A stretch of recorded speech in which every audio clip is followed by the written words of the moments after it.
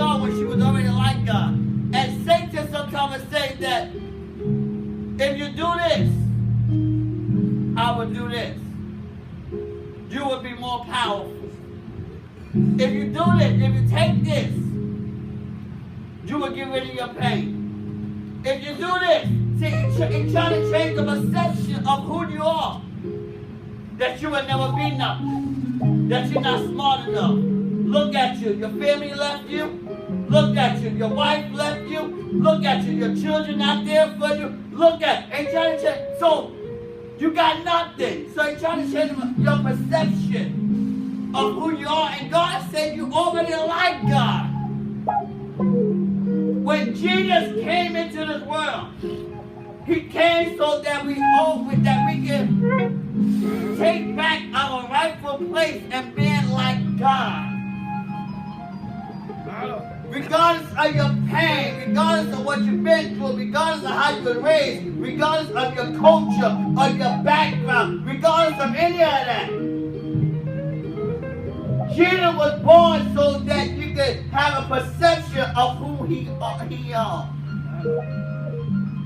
And so you can see yourself through him. Because he knows you're struggling. He knows you have pain. He knows you had trials and tribulations. But through him you can see that you're more than a conqueror. Through him you can see that you're unknown. Through him you can see that you can do anything that he tells you to do. Regardless, amen, of the education you might have had. Regardless, amen, that you didn't finish your high school or that you didn't go to college. God said you could do it. God said you could be whatever I have for you to be. That's why he said in Jeremiah 1 and 5, he said, and in your mother's womb I ordained thee, I formed thee, I shaped you, I sanctified you.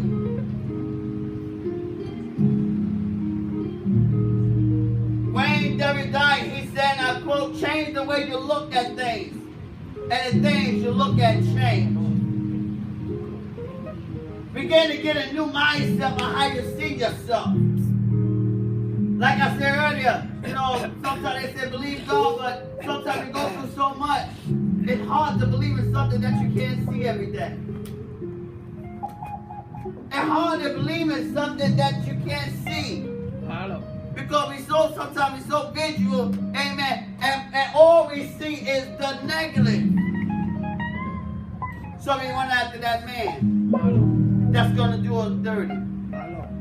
We running after that man or that woman that's going to misuse us, that's not going to treat us right. Because we're looking for something, because we're trying to cover up the pain that we've been feeling. That's all we see. We seen our mother was a nobody, and our father was on drugs. We seen our father, amen, hit our mom, so that's what we think that's the normal. That's all we see. That's all we see is drug addicts and drug dealers. That's all we see.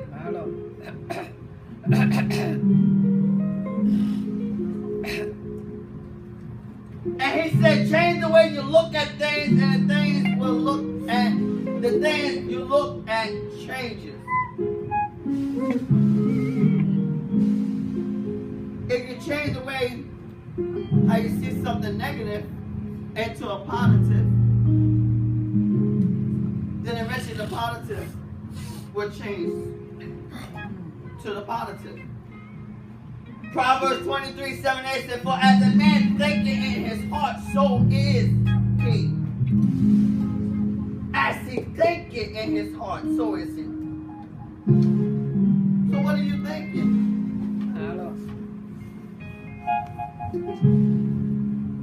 Galatians 4:10-11 said, and ye observe days and months and times and years, the natural things.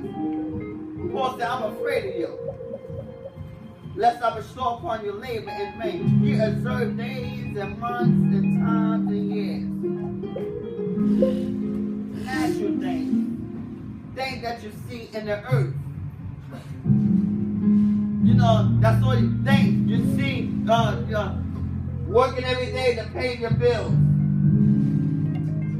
Barely getting along. And you need to begin to change your mindset and begin to see and begin to see how the Spirit operates. That's how we learn how to operate in the spiritual realm.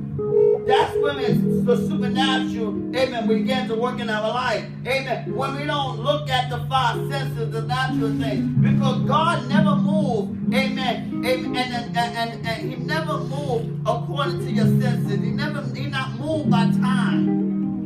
In the Spirit, there's no time. He could come at any moment, at any time, and then you don't even know. You're sick in your body, you need a healing.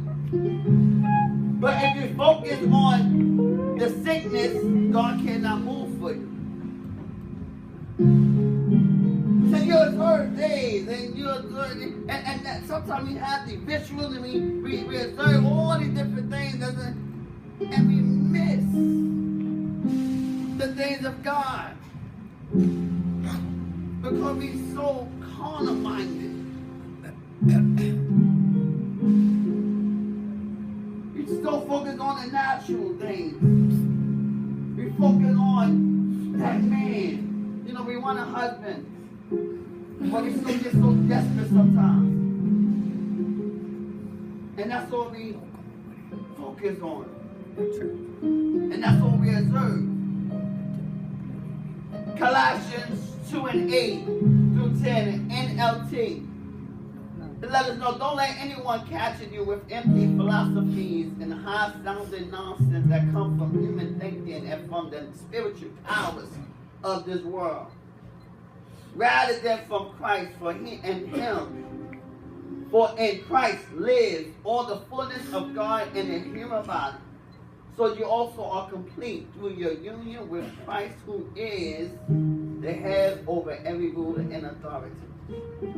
So don't let anyone capture you with empty philosophy. You know how it is.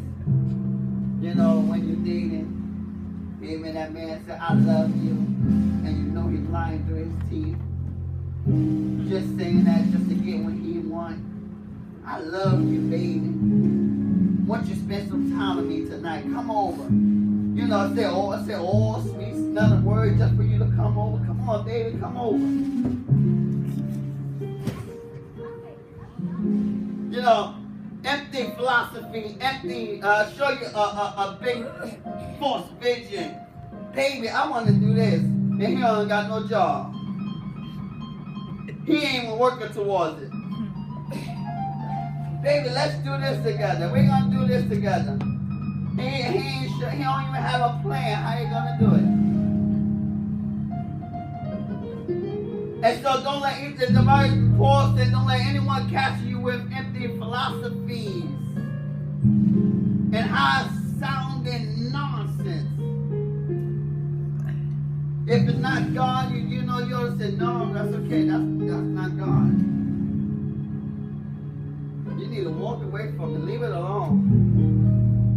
Because it will get you in a mess. And sometimes we fall for it because we're so gettable. And that's why it's easy to be hurt. Because we listen to what they say. You know, and sometimes the preaching is big too. They're the biggest one. You know, you give me $1,000, I'm gonna give you a blessed oil. Like you ain't blessed already. I gotta give you $1,000 to get an oil. You sold $100. I would give you this. People do all the time.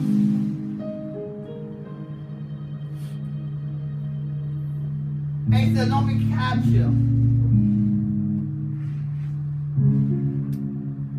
That comes from the human thinking. Human thinking. Because we should be thinking those things that's above. And for the spiritual powers of this world, rather than from Christ. Your thinking should come from Christ.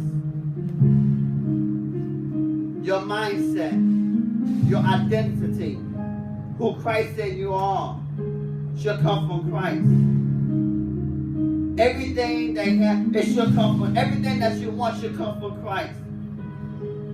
When you learn how to think like He thinks, you will have, your life will be better off. You don't have to live in a rut. You don't have to be broke, busted, and disgusted.